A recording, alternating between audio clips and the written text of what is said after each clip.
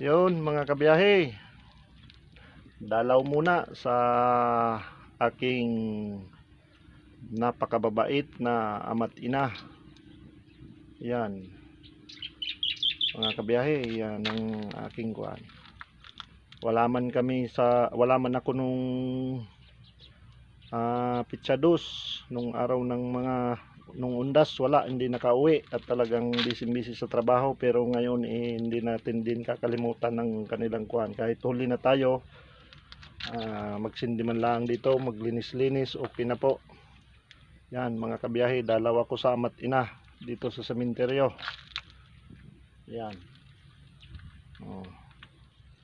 Hindi sa sobrang busy sa trabaho, hindi na makauwi ng undas, tsaka mabuti na rin yun at para hindi makasabay sa maraming tao. Yan, dito tayo, hindi tayo ng kandila. Ngayon lang po ako mga kabiyahe, ngayon lang nakapunta sa puntod ng aking ama't ina.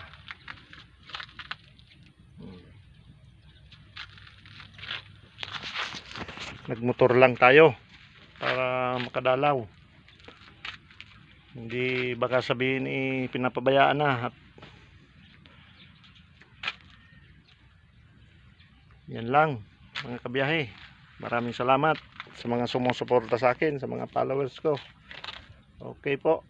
Bye bye.